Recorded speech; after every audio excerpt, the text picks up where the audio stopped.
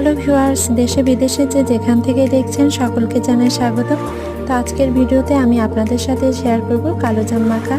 তার জন্য আমি আমাদের বাসার গাছ থেকে অনেকগুলো জাম পেড়ে নিয়ে আসছি। আর জামগুলো অনেক বড় সাইজের আর খেতে খুবই মিষ্টি ও সুস্বাদু।